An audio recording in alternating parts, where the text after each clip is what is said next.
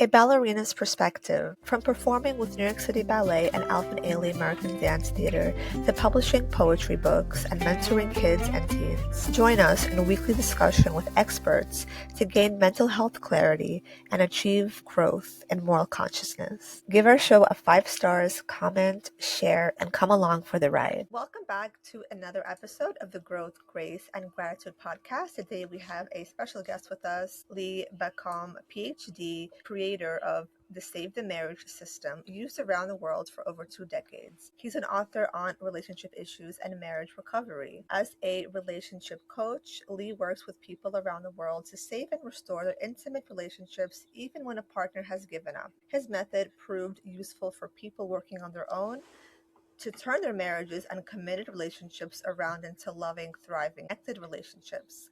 He shares that approach in his system, his writing, and the Save the Marriage podcast. He has been podcasting since 2013. He is married with 2 adult children and 2 active dogs.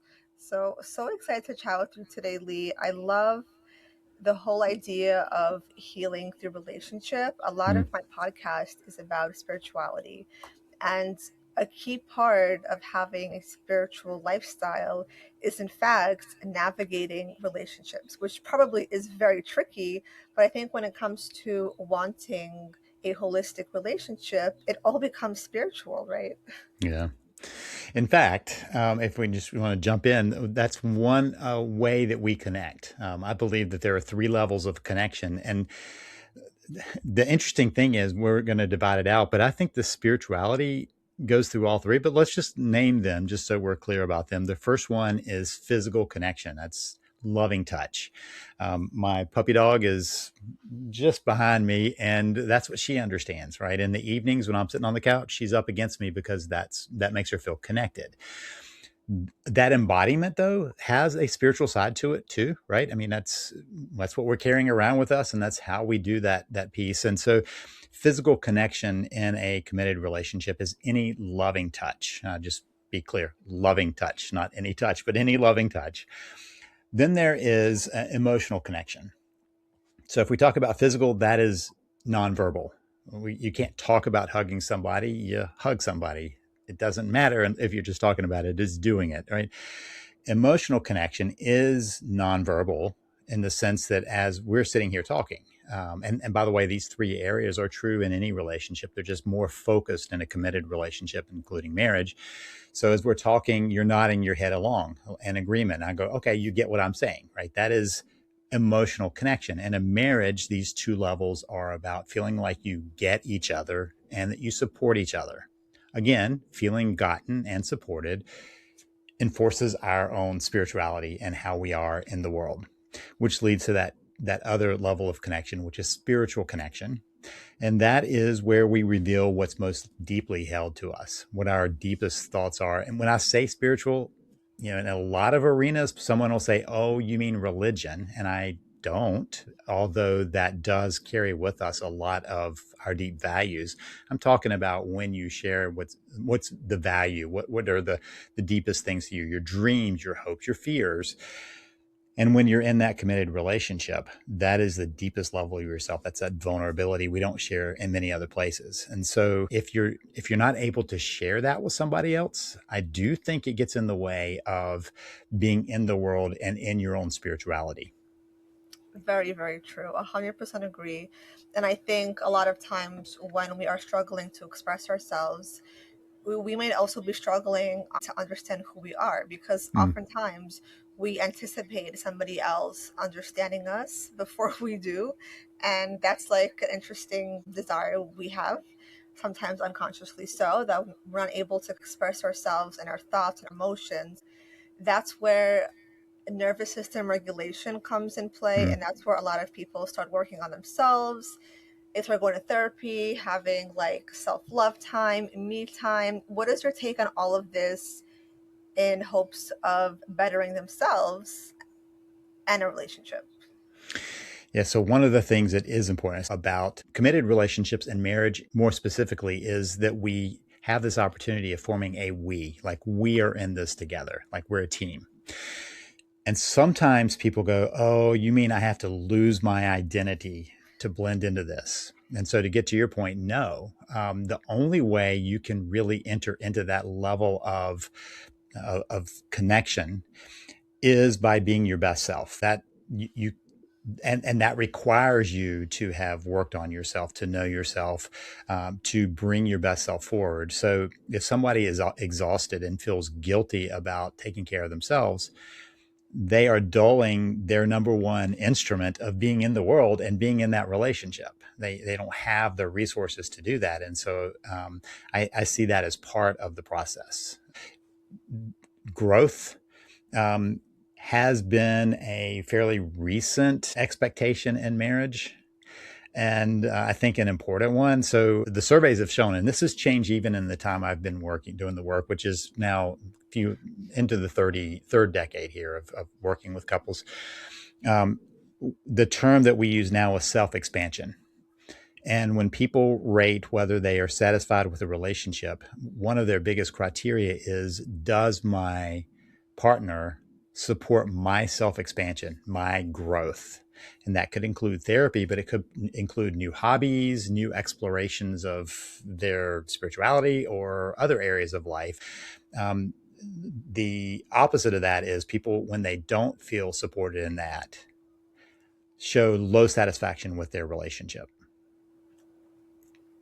Yes, wonderful point. It is so true that a lot of people are even talking about breaking up or like changing their whole identity in a way when it comes to spirituality.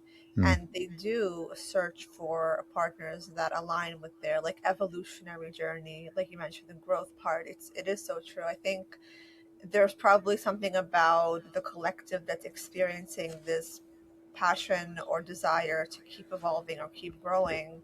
And in order to do that in the best way, of course, a parallel partner would help. It is very cool that there's so many conscious dating things now, and everybody is all about how can I be more consciously aware and present and kind of embrace that part of their soul and their identity. When it comes to actionable tools and encouragement for self-growth and healthier connections, what are your tips for people who are in partnership and they're looking to grow together, learn together, and kind of make the most of it? Before we get to that, let's back up a little bit, because I think there is a reason why people struggle with this. Because many times that spiritual connection is where people fall in love.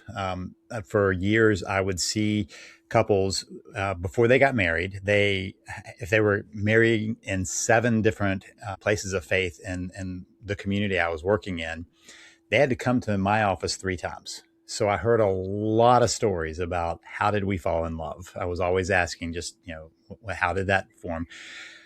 And they would often talk about how they were attracted to each other and they thought each other was really interesting, and they wanted to spend more and more time together. But almost always there was this conversation. And the conversation often happened kind of late at night until early hours of the morning, where they were just revealing where they came from in life, what their family was like, what values they hold, what they're hoping for in life. And they would tell me these stories, and then they would say, and that's when I knew I loved them. That was the moment. And the reason is because they had just revealed one of the most intimate, vulnerable places that we all have. So that's where they start. That's where they fall in love. And then you fast forward and they do something that I call hitting the pause button. And then they start having problems. So they have created all these habits of connection. That habit of connection, at some point they went, wow, you know what? We have enough connection. I think we want to do this the rest of our lives. So that creates this trajectory. So then they get married or have this level of commitment they decide on. And then they go, okay, that energy we were putting into the relationship, we now need to put into other areas of life, of parenting, of career development, of personal growth, lots of these other things. And the reason they think they can do it is because we've got this nailed down. And so to go back to that couples in the office with me, I would ask them bluntly, the statistics on how many people divorce, what percentage there is. Why do you think you've already beat the odds? Like, why are you willing to take on those odds? If it's not quite a coin toss, but in that neighborhood of a coin toss, why do you think you're going to be the ones who beat the odds? Otherwise, you wouldn't be doing this. And to the couple, they would say, because we have the love it takes. We have real love. Now, the subtext of that is those who didn't have that, and that's not the case. So they believe that because they have the love it takes, they can put a pause on this and they'll come back to their relationship, and they keep thinking in their mind, we'll come back to us. We'll, after we've taken care of the kids, after they're out of diapers, after they're out of school, after they're whatever, we'll come back to us after the career is here or whatever. And it's always out there. So the pause button begins to create a disconnection. Now, we talked about the 3 levels of connection, and those are the 3 levels where they disconnect, one of which was spiritual connection. So they stopped having the conversation, often because they didn't even know that was important or a separate part. And so then there is this discovery one day of going, what, you believe what? Like, how did that happen? Where did that come from? And because we internally evolve along the way in a way that it makes sense to us, like, I mean, who I am now versus who I was 5 years ago, if nobody has been talking with me, they might go, gosh, how did you get to here? And the easy way to think about it is, if you haven't seen a friend in a long time and they start talking with you about their journey, you're like, I had no idea, right? And the same thing can happen in a marriage, in the thinking of what's going on. And you realize you're not only are you not on the same page, you're not in the same chapter, and maybe not even in the same book anymore. And so part of what we know is a problem is that pause button. That's one of the mistakes that couples make. It's not that I believe that couples have to believe exactly alike. In fact, I don't believe that is ever going to be the case. You may be in the same chapter, you may even be in the same paragraph, but you're not going to see things just alike just because we all have that paradigm. And so when we aren't catching up with each other on how we're growing and changing, it looks like this person has gone way out in left field because I've stayed like here. I'm not aware of my own growth. I think I've continued down this path. And how did you get over here? That's changed if they are just checking in with each other. So let's now answer your question. What can they do? Number 1, don't hit the pause button. Number 2, if you have hit the pause button, to become aware of that and start unpausing your marriage. That's what I've been trying to work on. I've got an app that helps people do that. And number 3, to realize that spiritual connection requires conversations. We talked about those 3 levels of connection. Physical, no conversation needed, just connect. Emotional, yeah, there is verbal, there's also nonverbal, but spiritual connection is all verbal. It's sharing what is within, because there's no other way to get to that. And so to make sure you're having those conversations, to make sure you're sharing like what books are important to you, what shows you've taken a message from, what conversations have struck a chord with you, that allows that connection to continue. Amazing. I love everything you mentioned about communication. I think it is so true. And I think the more we communicate, we start unraveling cycles of our own childhood, either traumas or patterns, healthy or not healthy. And that's where deeper arguments happen in a partnership, is when we start to kind of like delve into our own subconscious like psyche and how we held certain beliefs or wounds or perceptions about ourselves. And when we're Mm. arguing, we sometimes kind of miss what the person is saying and we don't consciously listen. We just kind of pay attention to our own needs. And that's like the wounded inner child. I know I've done so much inner child healing with my clients, and a lot of times in relationships, that's like the main thing, is when they have arguments, it's hard to be present for somebody else when they feel like their own inner child is struggling and it's not even understanding what is going on. So it's so important to figure out when you're communicating how your own inner child is wounded, and like Mm. what patterns or behaviors were picked up in childhood that made you feel unseen, unloved, neglected. and kind of like work through that, because I think we all have something there that it's brought up in arguments. Hmm. Yeah. So there's a pretty strong theory, the imago theory, that says that we find somebody that has the potential for either healing where we were injured in our childhood or continuing to cause that hurt. And there are two pieces to that. There is what the other person is doing, and there's what I'm perceiving of what they're doing, right? And those are sometimes very disconnected. I've watched lots of times when the other person is not doing anything that where they're trying to cause harm, but it's being felt as harm. It's being felt as a replication, and that's created internally, right? And so the idea of that imago theory is that we unconsciously find somebody that brings the potential for healing.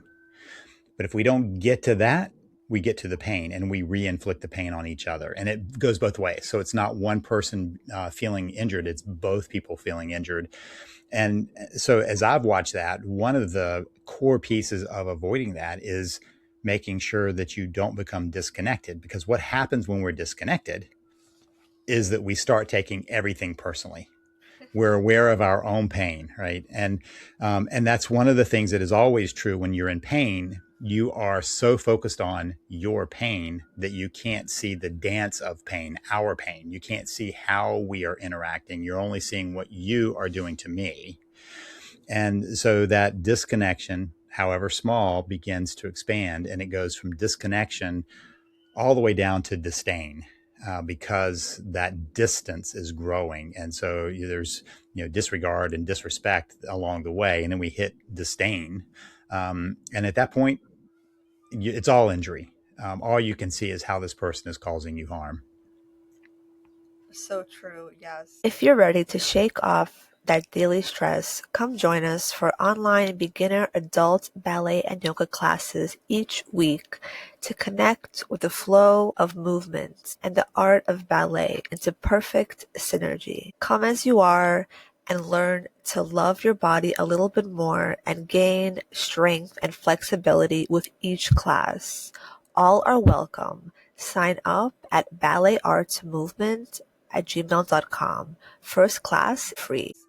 And when it comes to marriages and helping people, have you got into any interesting incidents with people? Is there a common theme that's prevalent among people that are struggling with the same thing?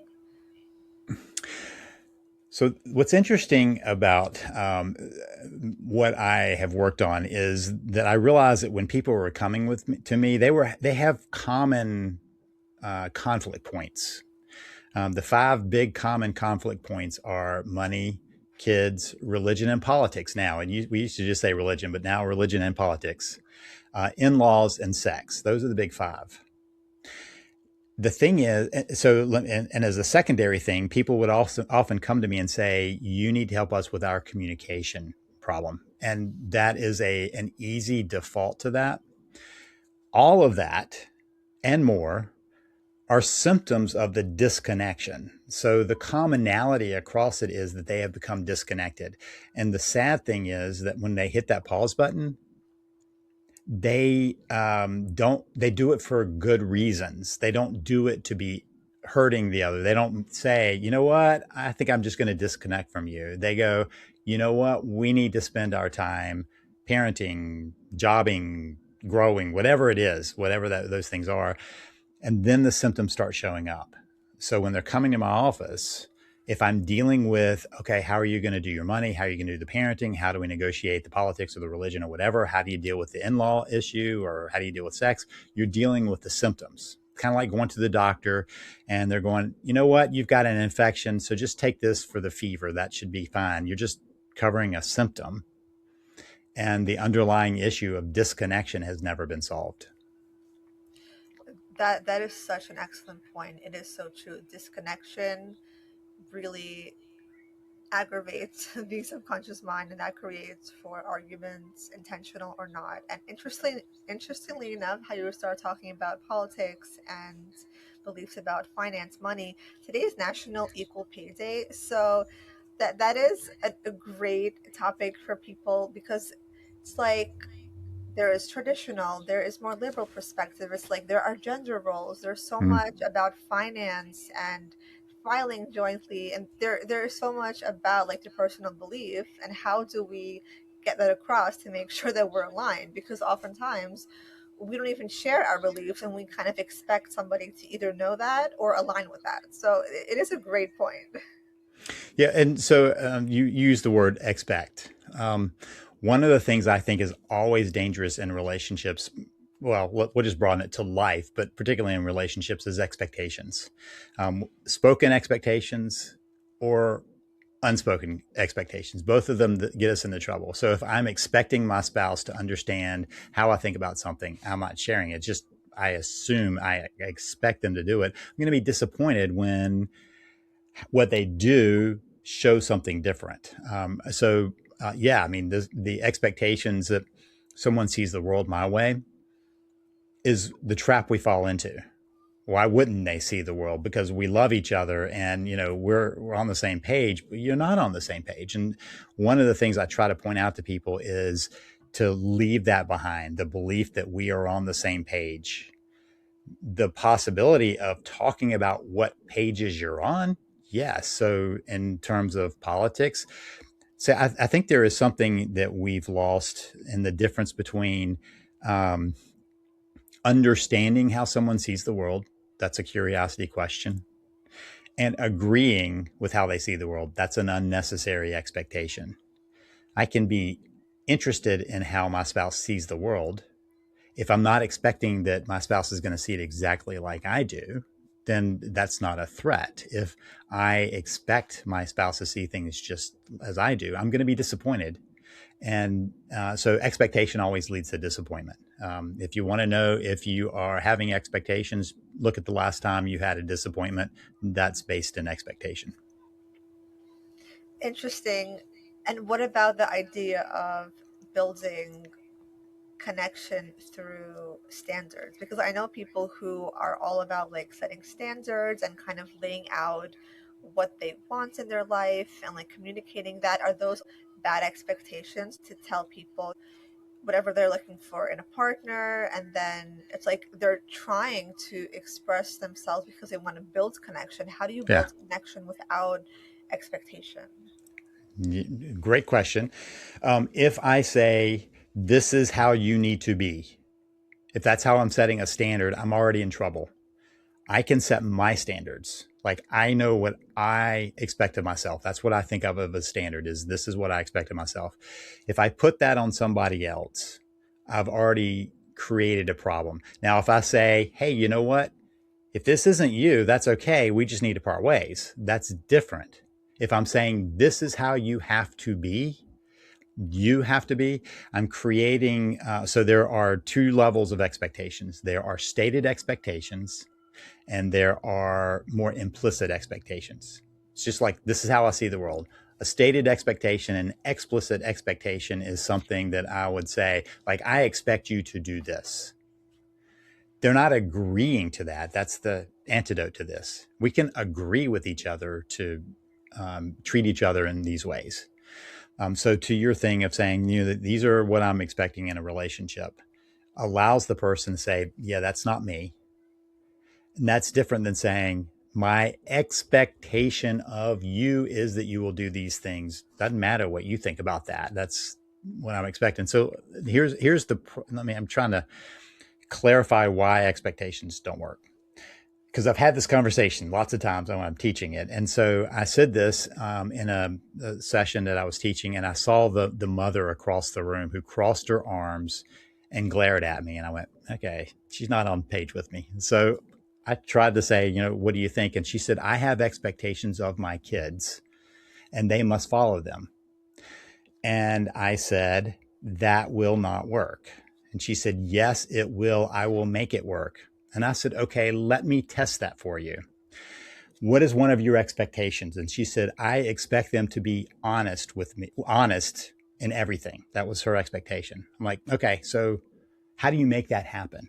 She said, what do you mean? I said, well, if they're dishonest with you, you can have a penalty for that. I get that. But if they're dishonest with you, how do you know it? If they're really good, How do you know they've been dishonest with you? And how do you know that they're not being dishonest with their teacher or their friends or anyone else? Because you don't control that. And so the expectations that we put are often ones we can't enforce. In fact, we rarely can enforce an expectation. So here's my real problem with an expectation. It only gets to 0. That's the best you can do on an expectation. You can't get bonus points. You can either fail or get to 0. So if I say to my kid, hey, you have to be home at 11 o'clock tonight. If they come home at 10:59, they met my expectation. If they come home at 10 after, then they've broken my expectation. But we didn't have an agreement on that, as opposed to, hey, can we agree that, for instance, we've all got to get up early tomorrow. You need to be in at 11. And can we agree with what happens if that doesn't happen? And get an agreement to that, because then it's easy to say, so I thought we agreed to this. What happened? Same thing can be done with a spouse. Can we agree to these things? Now, here's where some people push back. They're like, you're saying I can't expect my spouse to, say, be faithful. And my response is, you've already made an agreement about that. It was in your wedding vows. You agreed to keep everybody else at a distance. So that's an agreement that's been stated and vowed to. So that's built in. That's not that's not an expectation. That's an agreement. And if they break that, that's a different conversation, right? But expectations are ones we often don't even know we put on a spouse. Very interesting. I agree with that, and I think people do struggle with that because as we grow up into adulthood, of course, we crave connection, and I think we embody multi, what is that called, where you kind of like micromanage everybody around you, and I think that's also a sense of woundedness We because just call that control. yes, that's a very like narcissistic thing. I know people Mm-hmm. who are experiencing that, like you mentioned, the parent with the child. It is heartbreaking how this happens with arguments and when people are going on their own separate journeys, and of course the expectations are broken so often that Mm. that's part of the evolution and growth, and I think that's where boundaries are have to be put in place. In relationships it does test your own self-value Mm. and how you have boundaries, so it's Yeah. We may differ. You can tell me. I think of standards as what I expect of myself, and boundaries are what I will not let you do to me. yes. And oftentimes, people try to set boundaries as control mechanisms, and boundaries are not control. They are, you can't treat me that way. I can't stop what you're going to do, but you can't treat me that way. And so I'm back to a session I was doing, and this person came back. We talked about boundaries and came back, and she said the boundary thing doesn't work. So what do you mean it didn't work? And she said, I did the boundary to my husband, and it didn't work. And I said, you don't do boundaries to somebody; you do it for yourself. And so if you're doing that to control them, that's not a boundary. That's just control. That's you wanting to control. So if we step back, what frees that up is when you realize that control is based in fear. That's why we try to control. And so then if this is one of the things that I think is sometimes helpful for a couple. When they come to me, a couple will sometimes say, they're trying to control me, and they're both pointing at the finger, you're trying to control me. And I'm like, how is it that both of you feel like you're trying to control each other and neither one of you feel like you are in control? It's because your fear is driving the attempt to control. And that's a fail. Fear never gets us very far into connection. In fact, fear is kind of the opposite of that. If I am fearing, then I am not connecting. So beautifully said. It is so true. I know so many people who have gone through that as well, and I also had to learn not to manipulate with emotions, Hmm. and with that it's also, of course, fear is leading that because you're kind of trying to cling onto whatever it is your inner child needs at that moment. So you'll try anything. You'll try to micromanage control. You'll try to kind of impose boundaries, but then it's like these boundaries, I had to also learn boundaries for myself. Mm, I was taught that boundaries are for other people. You have to tell them to other people. They're gonna hopefully accept, and you're gonna grow and connect and build a relationship. But as I learn, and as many people learn, people are not exactly like you, or people are not reflections of who you are and what your desires are in a partnership, friendship, whatever it may be. So when they fail, it's like, what do you do now? And I had to learn, like, oh, okay, I have to actually put boundaries. So that means I can't hang out with them that much. And then I have to go through another part of my inner child that's like, oh, I'm gonna like lose a friendship or lose this hmm connection. And it's a cycle that we have to also process, because if we're taught that boundaries are for other people and not for us, we are becoming codependent on their response. And of course it's so unhealthy, and we start to be controlling, and then we start to feel out of control, then we still feel rejected, so it's a whole cycle of emotions. Yeah. So, and fear drives a lot. One of the things I often see is the more disconnected a couple becomes, the more fear comes in. So that the way it expresses itself in a lot of relationships is anger and resentment. And so, one of the things I try to help people understand is anger and resentment are secondary emotions. They're not the primary emotion. The primary emotion is hurt, fear, or threat. And so being able to step back and say, okay, I'm feeling resentment, I'm feeling anger. What is it that I'm fearful about? What is it I'm resenting or fearful about? What is the threat to me? What am I afraid of? Like, what are those pieces?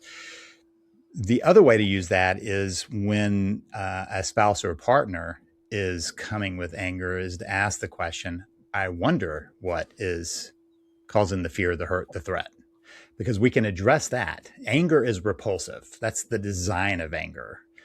If you come at me angry, I'm going to respond with anger, and we're going to repulse like magnets. But connecting with fear, hurt, and threat is more like turning the poles of the magnet, because I want to be helpful for somebody and help them deal with their hurt, their fear, their threat. That's an attractive piece, because they're being vulnerable. Now, depending on how they express it, right? I mean, there are ways that we can go overboard with that and create a reaction. The interesting thing to me is to watch how many times one person thinks they are expressing their hurt, and I'm standing there going, that sure looks like anger. And that's all your spouse is seeing. And they're going, I'm trying to tell you my hurt. And I'm like, no, you think you are. And so it takes a while for people to learn to self-regulate, so that when somebody is coming at them with the anger, to ask the question, what's the hurt? What's the fear? What's the threat? Before I respond with my anger. And to be able to say, wow, it sounds like something is really bothering you. Something's really hurt you. Can you tell me what's going on?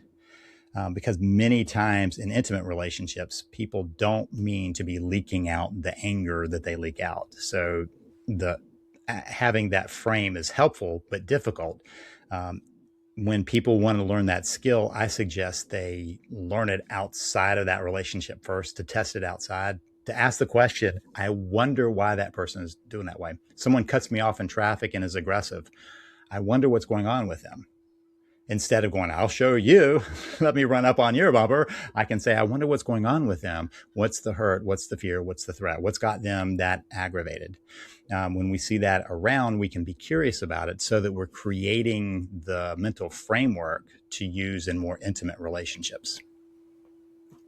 Yes, that is so true. And then you're able to kind of create new narratives, because there are also these narratives that play in our minds, our perceptions, and how we more expectations that we anticipate. So yeah, I think the more that we can understand our narratives that we don't speak out loud, which is Yeah. kind of like tricky sometimes, because when people express themselves in wanting to deepen a connection and to heal, sometimes they don't even realize that they're just projecting blame and Mm. faults where they have been programmed maybe in their childhood growing up, that's how they express themselves. They just point fingers and say what they did wrong, what somebody else did wrong.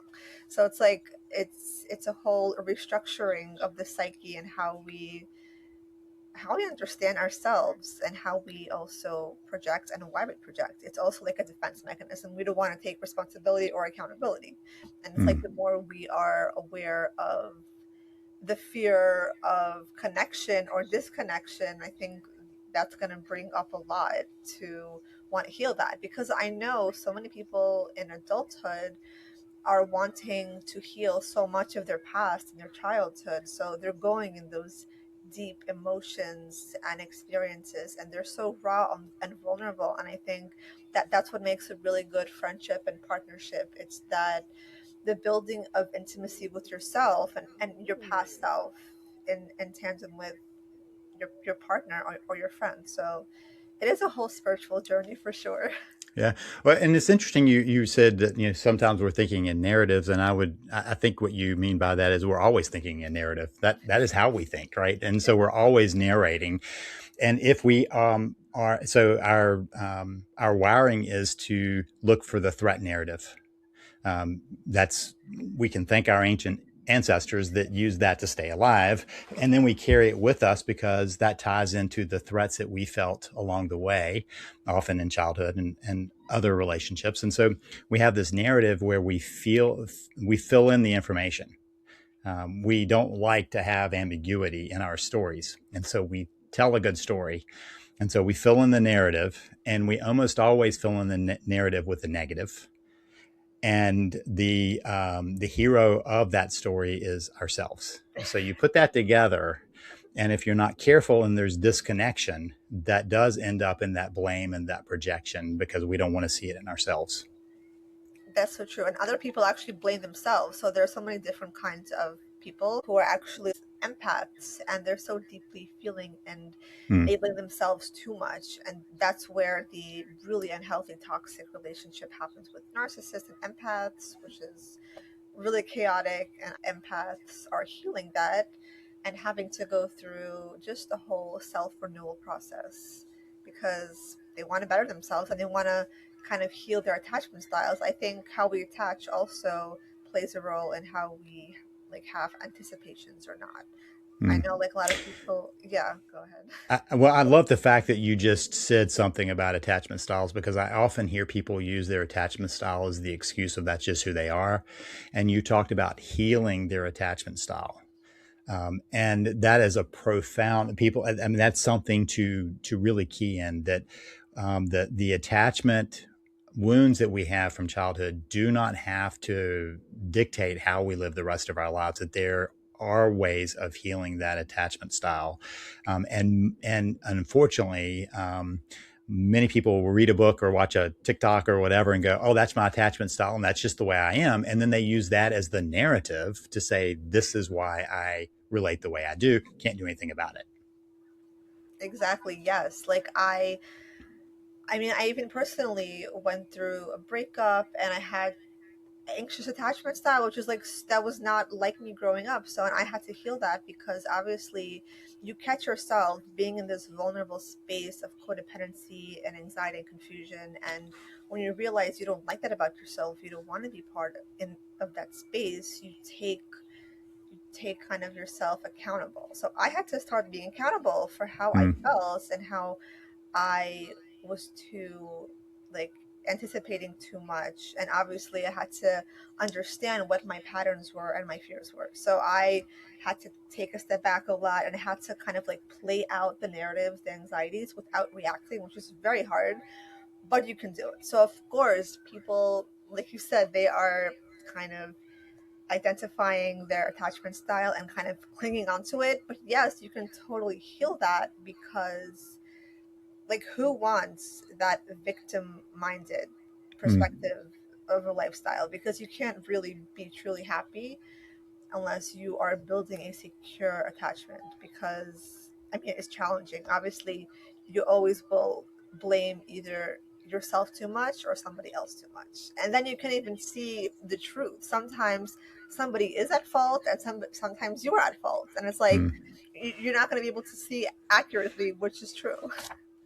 And so the interesting thing I've watched is that many times, no matter what your kind of whatever you learn from childhood, let's say you came out secure and then something happens in a relationship, it is not unusual for somebody who is normally secure to feel insecure and anxious when their primary attachment is threatened, when their primary connection is threatened. And so sometimes we have to step back and go, well, of course I'm anxious right now when my relationship is on the rocks. And that doesn't mean there's something wrong with me. It means there's something wrong in our relationship that we need to work to secure together, to rebuild together.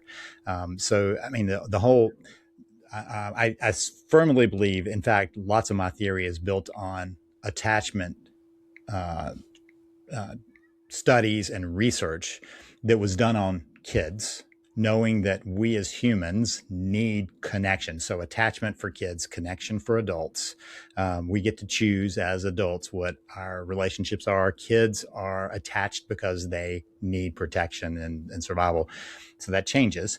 And so we can make differences, and we can see that some of those deep wirings. I mean, if you're the deepest connection you're supposed to have in life is at a threat, just like if anything else in your life is at a threat that's important to you, you can feel some anxiety, and that's okay. That's telling you something about the relationship.